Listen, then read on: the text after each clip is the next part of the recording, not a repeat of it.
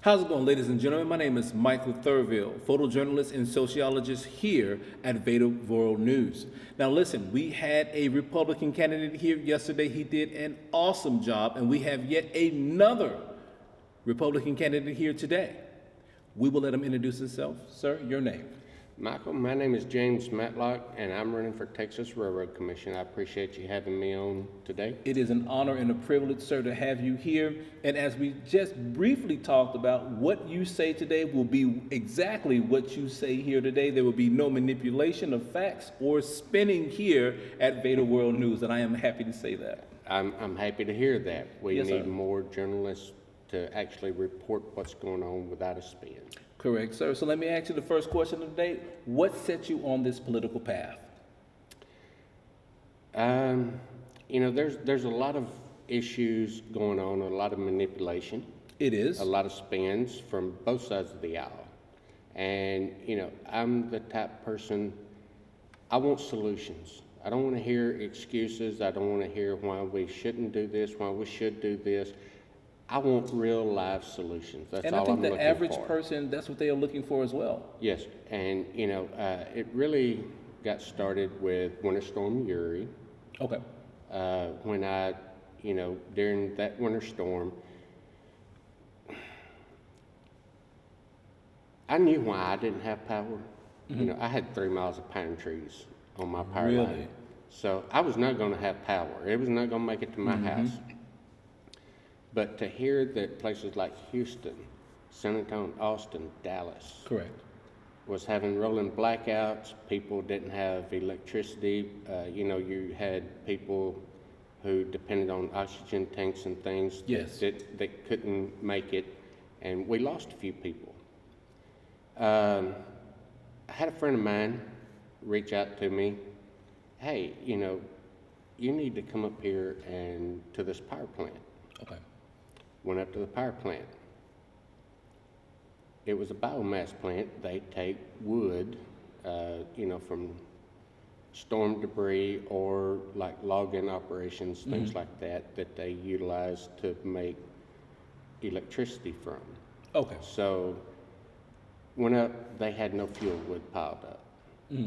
We had, a week and a half notice that this was going to be a real bad storm, and yet they couldn't pile up, and this was day 2 of the storm. It was. So, whenever I heard that, that really got me started listening to the narratives being preached on the news by politicians and everything else. Oil and gas was the cause, was the official verdict. No, oil and gas was not the cause. What was the cause? It was a manipulated failure. In what way? What do you mean by that? Okay, so, we have all the solar, wind competing against natural gas and the nuclear and, other venues for creating electricity. Okay. It was a manipulated failure in order to see where we were as a state, if the storage that we had for energy was capable of actually maintaining what we needed. It was not. Are you stating that this was a manufactured issue? That's what I'm saying. Because there's been people Really? trying to put natural gas powered generators in the field that would take the gas that we would normally flare. It would take the natural gas and turn it into electricity to secure the grid. PUC will not issue a permit without a power purchase agreement. ERCOT will not give you a power purchase agreement without a permit. Sort of one of those catch-22 things. Okay. So, with that taking place, and then Winter Storm Uri taking place, with biomass plants, a lot of them being offline, and, there may have been a few issues in different places that, with the freezing of the water and stuff, but the natural gas is not the root cause of the Shouldn't power there failure. be some type of repercussions legally, some kind of reparations for people? People's pipes busted. People actually died. People lost groceries. I remember coming out of my apartment and seeing people hanging the meat Yes. outside like they're in some kind of country that is underdeveloped. What's going to happen? Where's the give back for that? Nothing. Nothing will happen.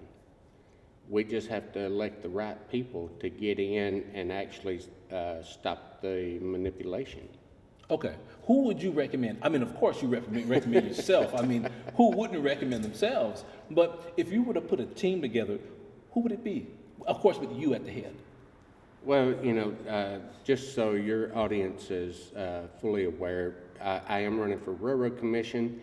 The Railroad Commission has nothing to do with the rail system.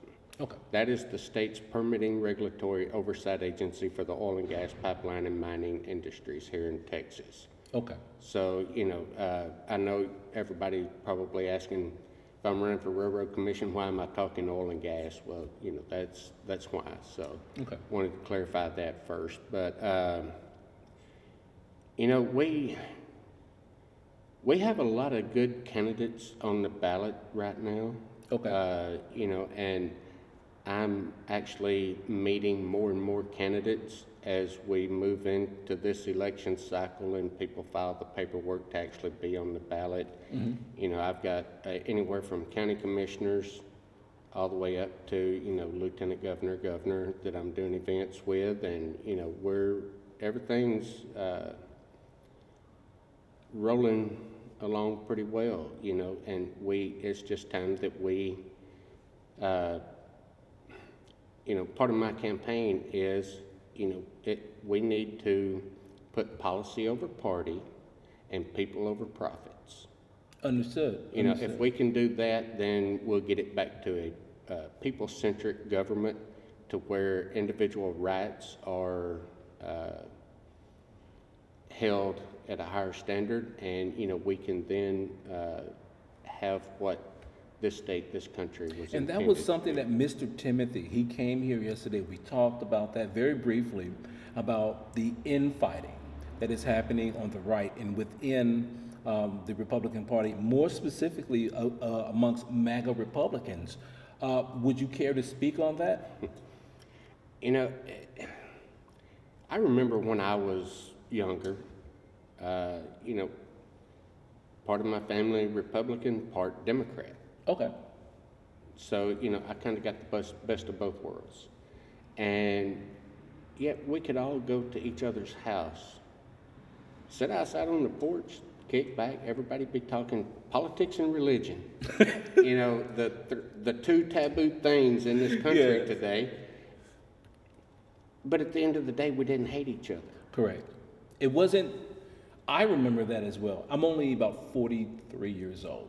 And I remember people would talk about politics and they would talk about religion, but they would never try to cancel each other to the Exactly. point where that person could no longer speak in the future. Yes, and I keep telling people all the time, look, we need to bring the front porch back.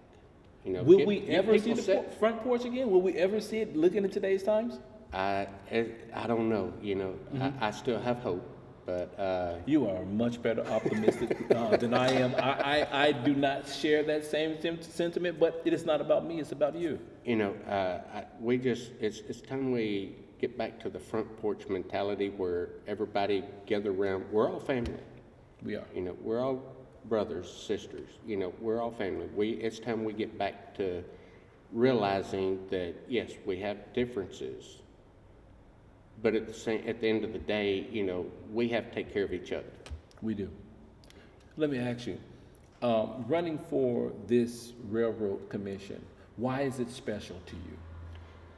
I spent 20 years in the oil and gas industry. Okay, what did you do in there? I've worked as a landman. I've worked in production. I've worked, completions, trucking. You Okay. name it. I've done a little bit of everything Very within extensive. the industry. Okay. So, I love the oil and gas industry.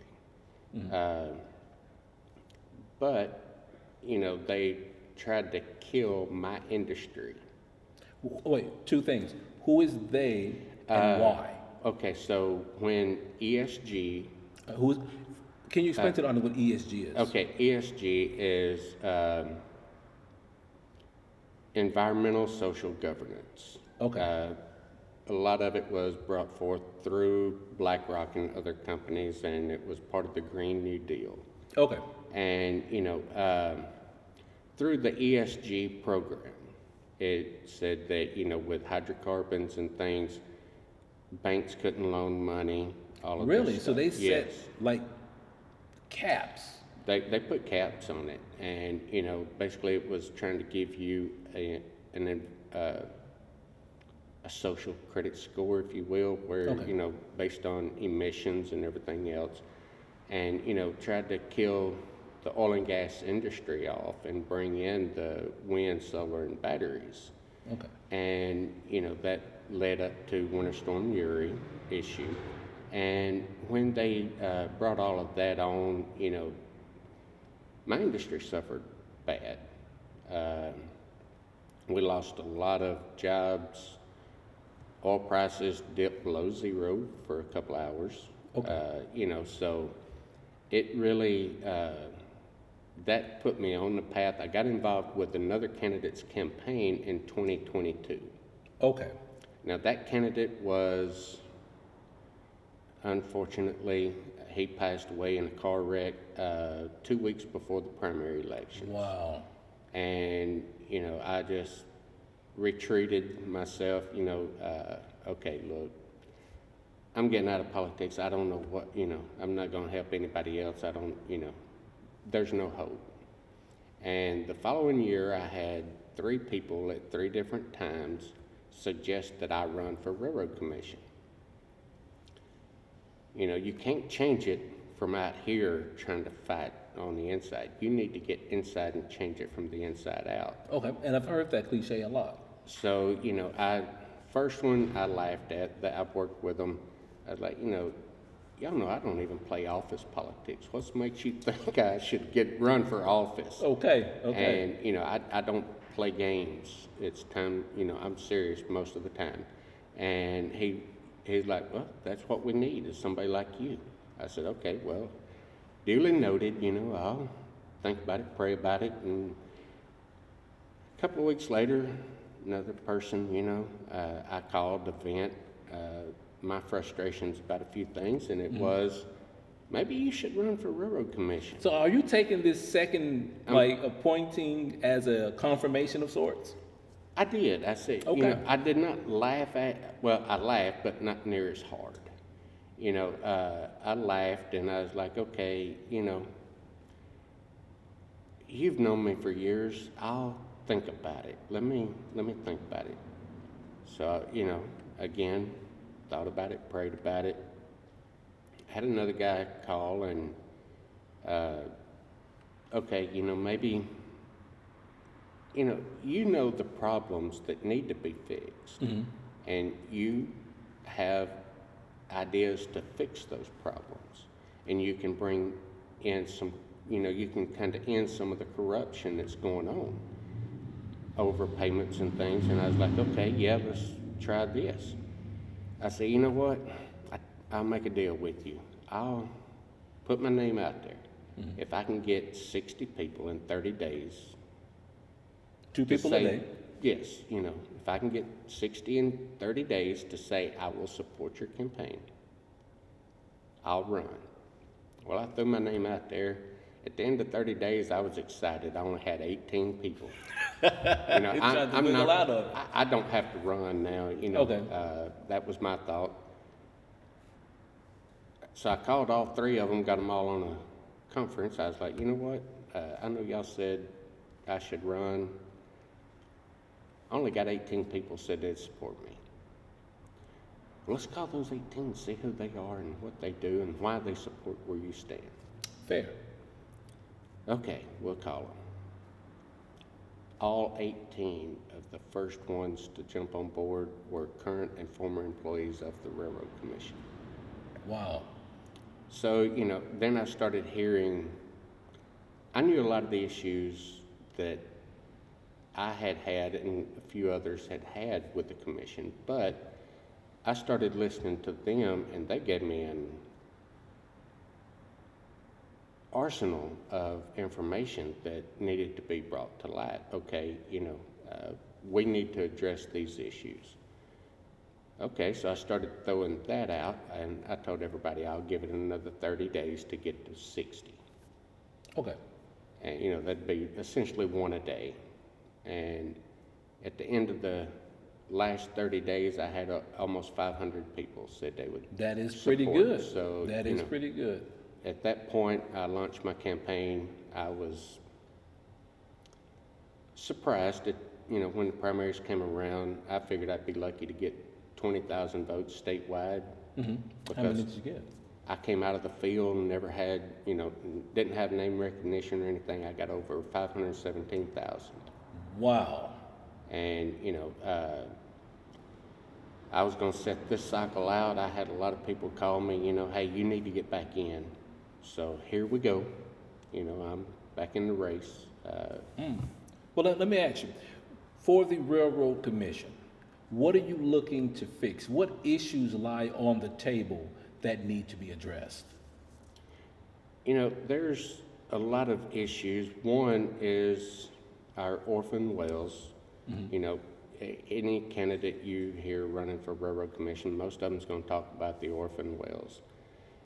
Most of them's going to talk about the fact that they need to be plugged now, because they've been sitting idle for 10, 20 years, whatever. They don't have an owner because the company has either filed bankruptcy or whatever, so it's on state liability right now. Okay. To plug them. At the current rate that the Railroad Commission is paying to plug a well, roughly $250,000 per well. How many wells are there? There's over 8,000 in the state. Wow. So that in the entire state of Texas. In the state of Texas. Okay. Wow. And there's several over here in Trinity Bay, Chambers County, that offshore that need to be plugged. So I've talked to a couple of candidates for commissioner over there, talked to several other people in Trinity County and other counties, that have the same issues. Yes, some of them do need to be plugged today. Majority of the orphan wells, though, they still have life to them. Okay. They can either produce oil and gas, which is what they were designed to do, but the current rules for taking over the orphan wells state that you have to produce X amount of oil and or X amount of natural gas per month for 90 consecutive days, for 3 months, 3 consecutive months, before you can actually take over the well. Okay. Now, there's people out there who would take them over for geothermal energy source. Mm-hmm. There's people who would take them over for the produced water aspect of it. And that's why a lot of them are abandoned, orphaned. They produce so much water that it's not economically viable for the large companies to produce the well. So, but there's people who would take the water, clean it up, recycle it for either farm irrigation or get the lithium, uranium, stuff like that. How much lithium and uranium are we talking about right here in Texas with these orphan wells? There's a lot of, they're up close to where I live. They're actually in the process of building a lithium plant. Okay. Now, this lithium plant would be processing 200,000 barrels of water per day. Wow. That's a lot of water. It is. And when you're looking at that volume of water, they say that roughly 20% is lithium. 20% lithium, so that's a lot of lithium. They would be shipping between 1 and 4 truckloads a day, considering your lithium is selling for $10,000 per ton. Okay. So, that would be a lot of money. And everybody's, going to this lithium craze, this rare earth craze right now. and they're saying that, hey, China has a monopoly essentially on rare earths, and more importantly, the refining of rare earths. My question, since we're talking about this very specific topic, is what is Texas specifically going to do in order to counter that? Let's talk about my last campaign. The 2024 campaign. Okay. Because my campaign kicked off with this simple question of who authorized the sale of our oil and gas assets and our mineral rights to the Chinese government. Great question. And, Arkansas, it took them 3 months from the time I posed my question here in Texas. Arkansas jumped up and said, hey, that's who's drilling for lithium up here. So what they did is they drew up a resolution, they turned that into a bill, they voted on it in the House and the Senate, passed it, governor signed it, and within 3 months they said China couldn't own anything in Arkansas. That's going on right now, where they're really kind of cracking down on what properties and different lands and different things China can own in this particular country. I remember North Carolina specifically, it's the Smithfield plant. Yes, sir. China owns that. Yes. And, well, China owns the plant, but they also technically own all the farms as well, because they're under contract with Smithfield to grow the pigs, and then, Smithfield essentially finances for them. So if something happens and they don't meet their obligations on payments, Smithfield owns the farm, which essentially is China owning the farm. And that's, in a lot of cases, our entire agricultural industry. How did it get to this point? Is it fair to say that America was so into making money that it sold essentially itself out? Essentially, that's what happened. Okay. There's no sugarcoating where we are today. Okay, because again, I'm geopolitics. I specialize in that, and I look at where we are. How did we get here, and what possibilities are there in the future as far as when it's time to make a prediction? And I say, my God, we were not really manufacturing like that, but our financial sector is through the roof. How do we have all of this money, but we don't make anything? That goes back to the COVID days. Let's talk about the stock market during COVID. Everybody laid off. Oil and gas industry, oil is $0 per barrel. Basically you couldn't give it away, and yet our stock market was growing leaps and bounds through that. This is true. And how? And that's ultimately where a vast majority of the problems we face today originate. Let me ask you, from the Republican standpoint, should there be caps on what can be sold to foreign entities such as China or even Brazil in this case? Should there be caps put on that for American businesses? Just for the sanctity, to keep the sanctity of, Americans? When I was invited to the GOP convention in San Antonio last May, and I went as a alternate delegate, and that was one of the things that a resolution we had was dealing with, trying to block China from buying.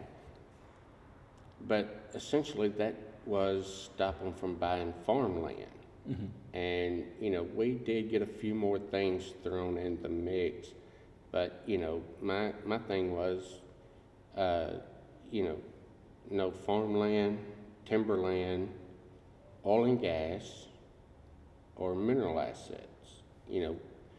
That should be maintained by this country. It should be. It's right here. Well, back in at the end of World War II, Winston Churchill, he gave a speech. This war was won on a sea of oil from a small field in East Texas. He was referring to Kilgore, Okay. the big Kilgore oil boom, which is where when the Railroad Commission first got involved in oil and gas was to permit the wells because people were getting rigs and just drilling wherever they could find a place to drill. All right, so that was their way of having some kind of code.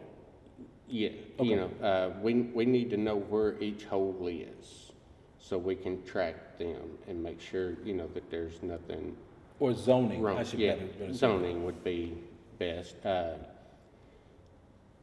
But he went on to say, he who controls the oil will win the next war. Here in the U.S., we have a lot of oil reserve, We so do. we need to make sure that we control what goes on here. Well, one of the things that I found when I looked at the oil, because we do have a lot of oil in this country. However, the oil is not quote unquote sweet. That's what I'm seeing. And what I mean by that is that oil is not to the quality of, let's say, a Saudi-based oil or Saudi-based oil, or even Venezuela for that point. Why? What happened? Is it a geological thing? Or is it that we lack the refining capabilities? We are right here, smack dead in Houston, have a whole lot of refineries around us. We do have a lot of sweet, but then we have some sour in there as well. But we have some that is almost like axle grease coming out of the well, Really? and it's a very heavy oil, so we have to. That takes additional refining to Yes. get it brought down, and typically what they do is they bring in and blend the oils to get it to a certain consistency before it hits the refineries. And we bring in the heavy crude from overseas and blend it with our sweet crude here to bring down, to break it down some and Is that have it go sufficient? through. Is it efficient and sufficient for what we need it for? Yes. Okay, great. So we have utilized the heavier oils that are originated overseas, bring them over here and run them through, blend it, run it through the refinery. Okay. Now, I didn't want to go too far off into geopolitics, but we are talking oil. Yes. I mean, it is a big deal. Russia. They're saying, hey, anybody who buys Russian oil is going to be sanctioned. Do you support those sanctions? I'm just curious. I always tell people, I don't see where the pricing is any different between Russia and the U.S. Fact is, Texas and the rest of the world has a huge thirst for energy.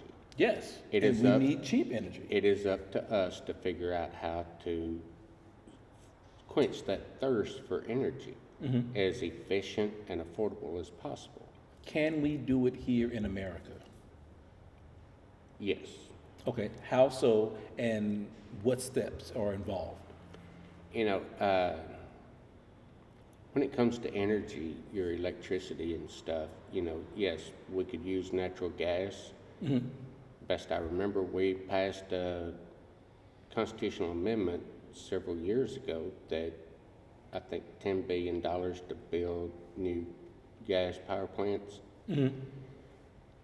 But, okay, let's talk about the city landfill here in Houston. Okay. I have not done the research to find out how many tons of trash comes into that landfill. It's a lot. It is. So if we build a gasification power plant, plasma gasification at the landfill, all the trash would then be diverted into the power plant where it's gasified down into hydrocarbons. Okay. True recycling of the process, then those hydrocarbons, the vapor and everything would then be utilized to generate electricity. Eventually, we would start digging up what had already been buried, and there would be no more trash in the ground. We could remediate the site and turn it into something useful, a park, whatever. Well, let me ask you, because right here in Houston, we have what's called the Fifth Ward. And the Fifth Ward, for our viewers out there, if you don't know what the Fifth Ward of Houston is, it is a ward that is dubbed the Cancer Cluster. And I'm so glad that you're here because you are running for the Railroad Commission, and a lot of people are saying, hey, there's a direct link between the railroad and whatever is being passed through there and this cancer cluster called Fifth Ward. What are your thoughts on that? How do we fix that situation? You know, I am familiar with the Fifth Ward. I've actually researched a lot of issues. I've got some people who have given me a lot of data on what's going on. And, you know, it comes back to the landfills and everything else because a lot of your leaching from landfills ends up in the water table, which then ends up in the local water supply. Yes. And you have PFAS chemicals and everything else hitting the water table. They call them forever chemicals because once they enter your body, they don't leave. Right. You know, so we need to get more proactive on that. And, you know, if we could end the landfill process, but I mean, it wouldn't cost the city, you know, a big bond or anything to get it started. And we could actually dig up all the contaminants. What's holding that process back? I mean, we have Fifth Ward being historical, issues with, you know, PFAS and different forever chemicals, but we also have gentrification there going on at the same time. How do we juggle all of this? And how, and in your role, possibly as the next railroad commissioner, like how do you plan on juggling that? You know,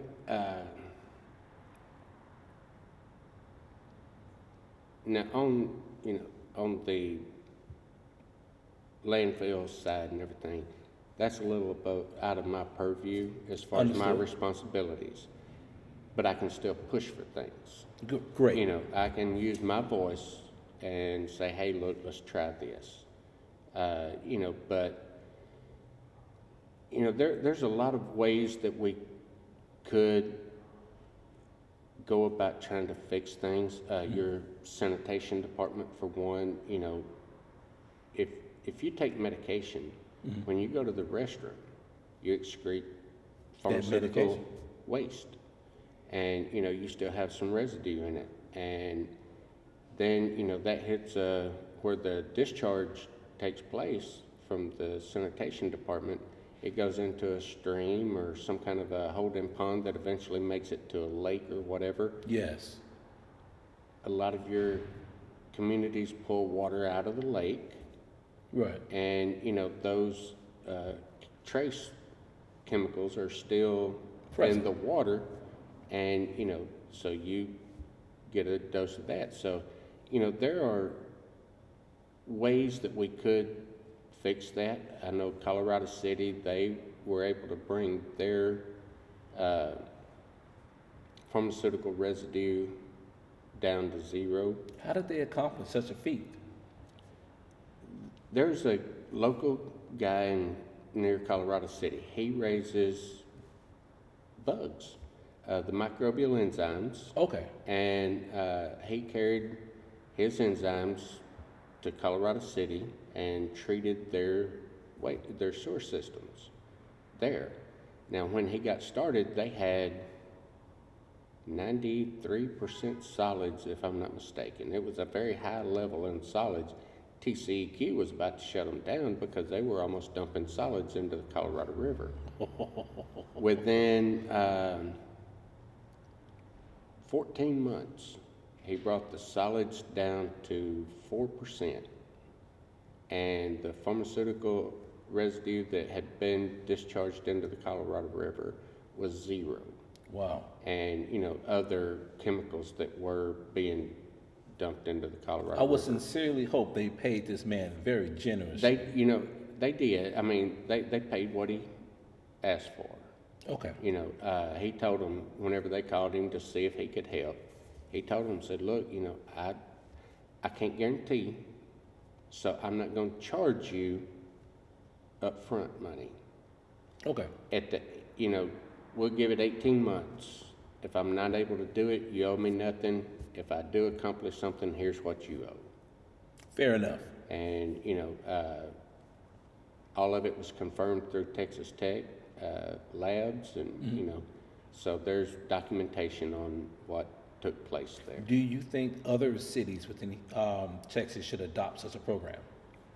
I would strongly recommend a program similar to that, but the problem is, in many cases, when your municipalities go and build new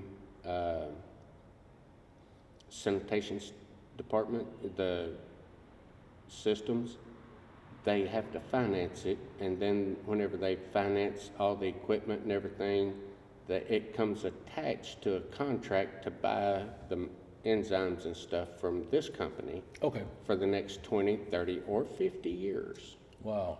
And, so a lot of your municipalities are kind of left in the dark when it comes to, we would like to try something different, because you're right, we do have certain levels of contaminants that we're discharging. Mm-hmm. We'd like to try something different, but we can't, because then it would be a breach of contract. That part. And, my thing is, well, go take samples until, when you get the labs back, file a lawsuit against the company you're forced to buy from and tell them, hey, breach of contract, you're not cleaning my water the way you said you would. Transitioning back down to local, let's say, issues. Mm-hmm. One of the biggest issues, excuse me, that people have with railroad is the long wait times it takes these trains to come across these tracks. I wish I could say I would do something about that, but that's more of a TxDOT issue. Really? Because the Railroad Commission no longer has any authority over the trains. Even though it's in the name, railroad. Even though it's in the name, the Railroad Commission was founded in 1891 to ensure equality to access and tariffs on the rail system. Okay. And in the 30s, they gave the Railroad Commission authority over oil and gas exploration. Okay. Then in the 40s, when we started the Big Inch and Little Inch pipeline going from East Texas to New York, they gave the Railroad Commission authority over the pipelines. But wait, from East Texas, excuse me, all the way to New York. Yes. That is a lot. Yes. And that was the sea of oil that Winston Churchill was talking about. Okay.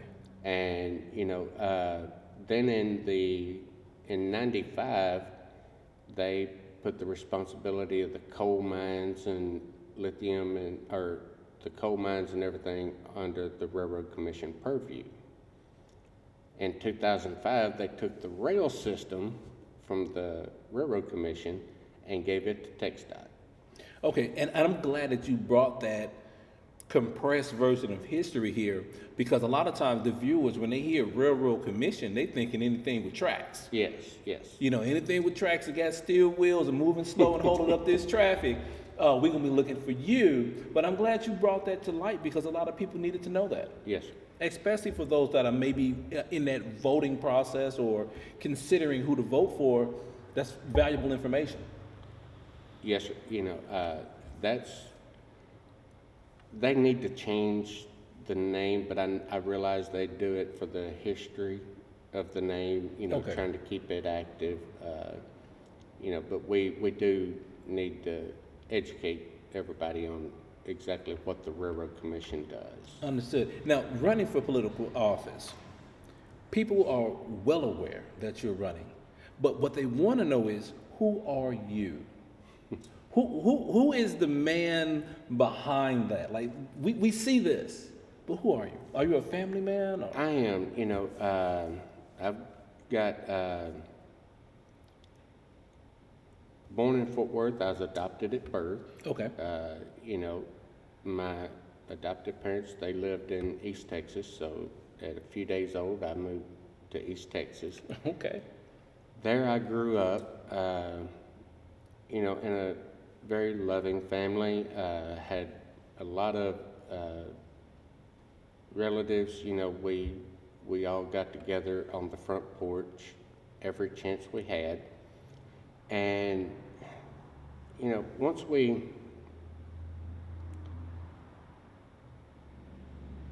after I grew up, went to work as a land surveyor to start with. And after about 2 years, something triggered. I was like, you know what, I want to join the Marine Corps. Wow. So I went to the Marine Corps. What year was that? 92. Okay. And, after I joined, went in infantry, was mortars. And God loves the infantry. and, then I went to security forces, anti-terrorism and stuff. Okay. Went overseas. During my time, I got hurt twice. And the last time I was, just got to my new duty station, Naval Submarine Base, Bangor, Washington. Okay. And got hurt, I was hurt, and then they told me, okay, look, it's a med board for you. Wow. So, I got med boarded out. I'm a 100% disabled vet. Okay. And I've got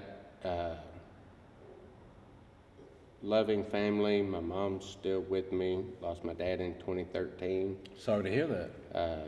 But we appreciate it. And, but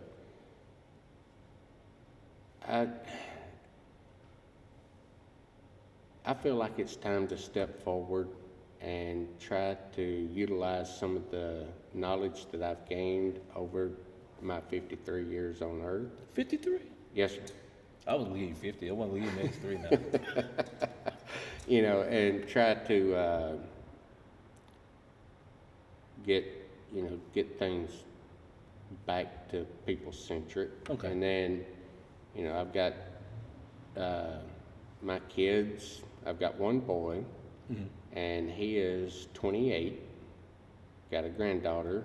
He and his wife have a little girl. And then all daughters, 27, 25, 23, 22, and 7. Wow. So, They keep you busy. I know yes, they do. Yes. Keep you, energetic and fresh, for sure. So, Yeah. It's all about family. It's time to step forward and bring changes that I would like to see for my family, for everybody else's family. Understood. Let me ask you, for the young people who are looking for that guidance, they're looking for someone to either confirm or to show them or give them some advice. What 3 pieces of advice would you give young people today? Considering that we are in a time of instant gratification, cell phones. You can post something on social media, and people are cruel. They are. Two things on that. The most important: other people's opinions of you don't matter. It's none of your business. So that would be my number one piece of advice. Okay. Don't go out of your way to try to impress somebody who is not truly somebody worth impressing. Understood. And number 2 thing that I would say is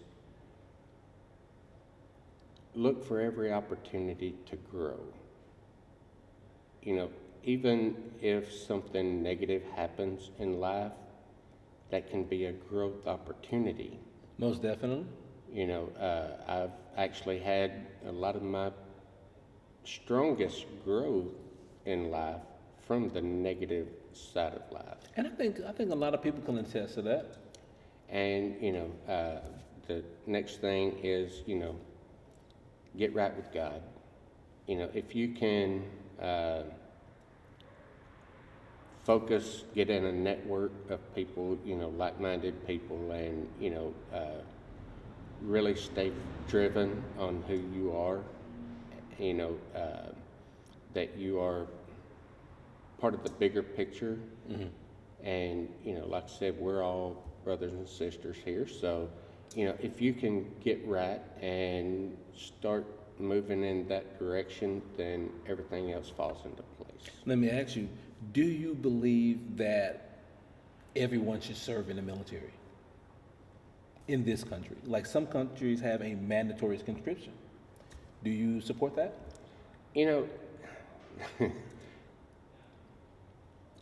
Okay, so do I think we should have a draft, or do I think everybody should serve? No. Okay, why But not? on the other hand, do I think everybody should serve? Yes. Okay, Everybody now should explain have the that. experience Yes, that okay. comes from the military. Okay. It builds a strong camaraderie. It builds a different view of what's going on. You'll see the entire world in a whole different light after your military service. Am I wrong? No. Again, it's not about me. No. It's about you. But no, Yes. that's the way I don't think everybody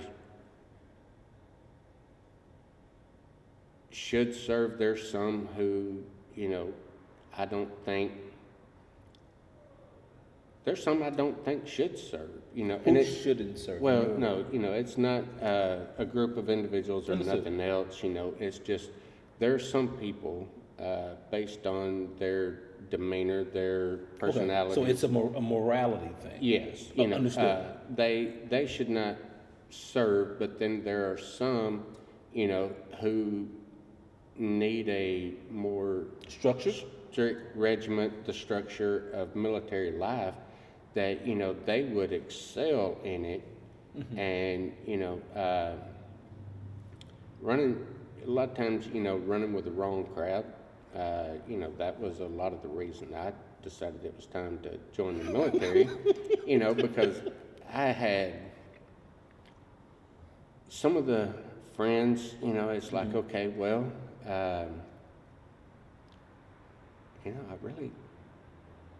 I can see the path we're headed down. Yeah. I need to go ahead and get a one-way ticket from here. You know what? I will say this.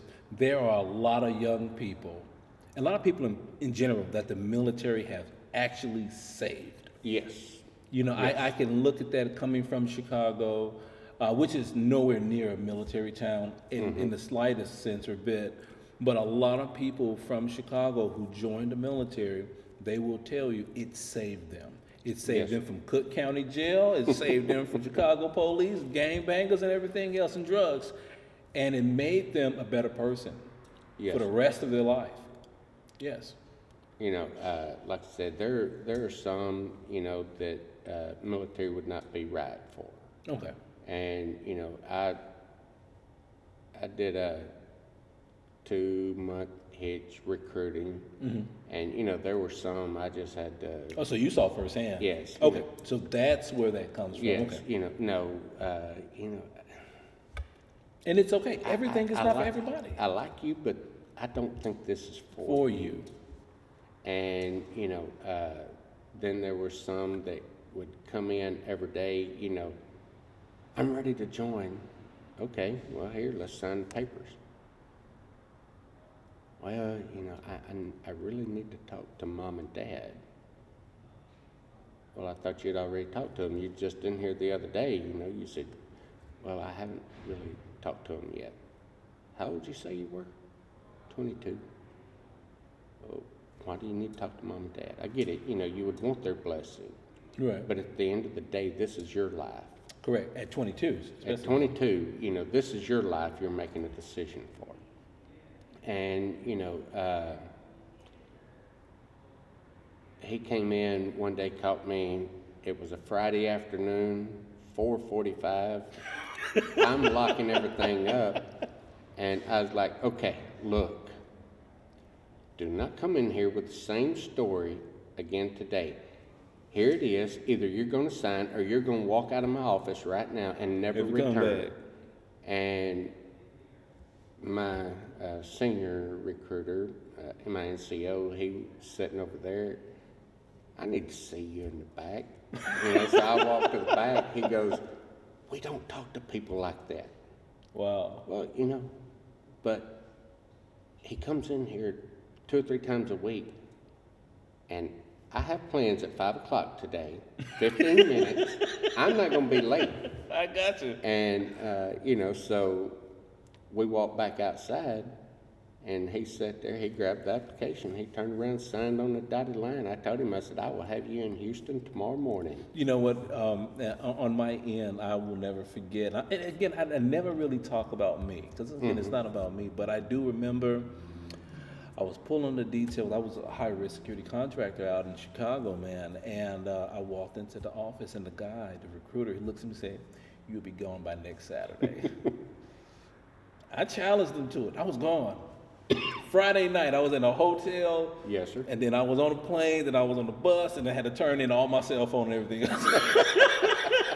I was like, okay, he didn't lie to me. He told the truth. So I appreciate that. That's kind of where I was. I went to the recruiting office. I told him, I said, how quick can you get me in San Diego?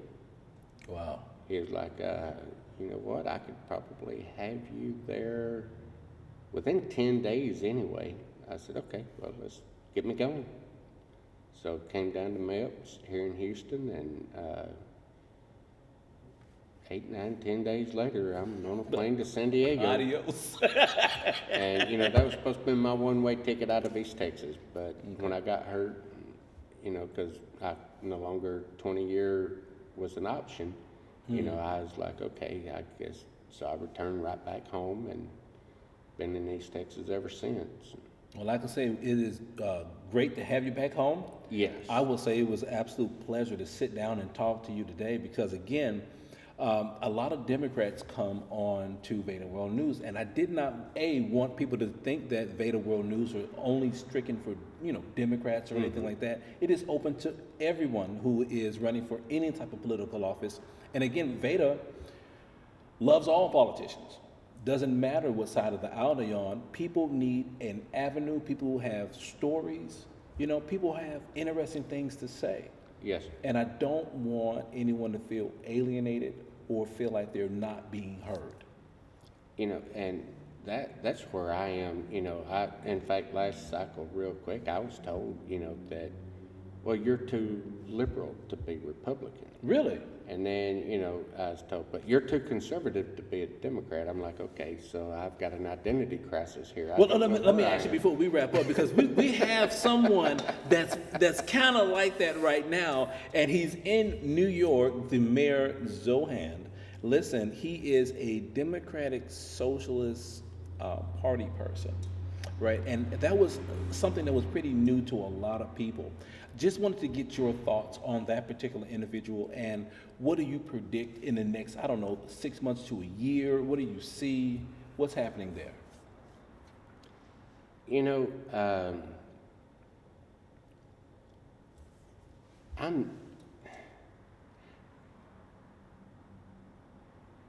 I lean more towards the capitalistic side of the aisle,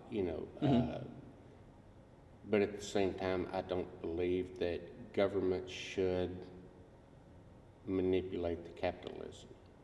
Understood. Because you pass a bill that says you have to have this, but you can only buy it from here.